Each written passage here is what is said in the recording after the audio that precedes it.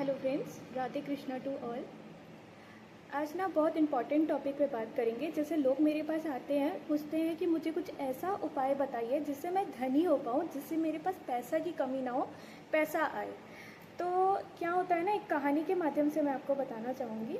क्या होता है कि इस सृष्टि में जो धन मिलता है, कहाँ से मिलता है? वो लक्ष्मी के द्वारा मिलता है।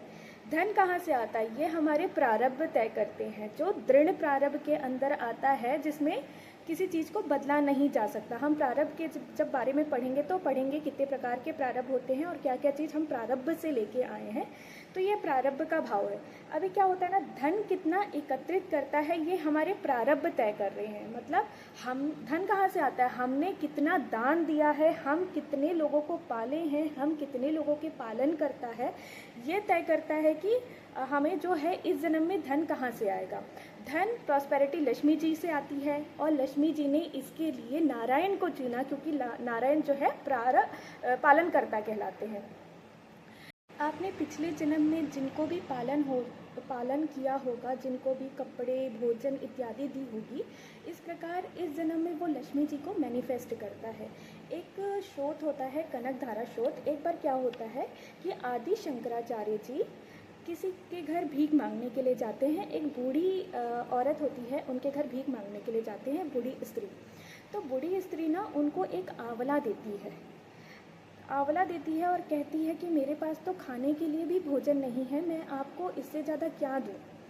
अब वो ऋषि थे, अब वो जानते हैं, मतलब ऋषि को तो दान देना ही चाहिए। जो ब्राह्मण होते हैं उनको जो दान देना सर्वत्र दान कहलाता है, ठीक है। तो आदि शंकराचार्य तो भगवान थे, भगवान का ही रूप थे। उन्होंने लक्ष्मी जी को, मतलब उनके पास ये शक्ति थी कि वो लक्ष्मी जी से बात कर सकते थे।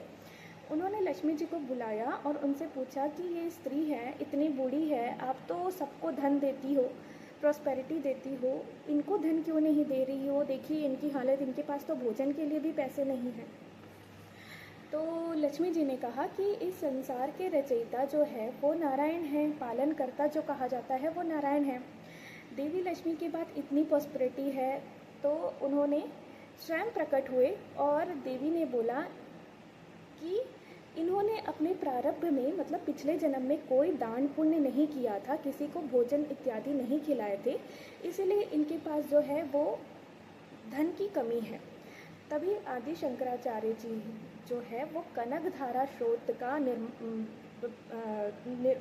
कनकधारा स्रोत जो है उसकी रचना करते हैं और लक्ष्मी जी से कहते हैं कि देखिए इनके पास कुछ नहीं है, लेकिन इन्होंने मुझे एक आंवला भेंट किया है, मुझे दान स्वरूप एक आंवला दिया है। तो लक्ष्मी जी इनसे खुश हो जाती है और आंवले की ही वर्षा करने लग जाती है। तो जो कनकधारा स्रोत है वो धन के लिए आदि शंकराचार्य जी द्वारा रचित है।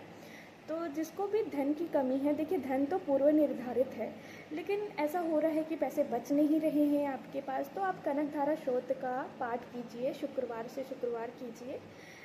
लक्ष्मी जी जरूर खुश होगी, और जहाँ लक्ष्मी जी देव कृपा होगी तो प्रारब्ध को तो बदला जा सका है। जहाँ देव और गुरु कृपा होती है सिर्फ प्रारब्ध वहीं बदलता है।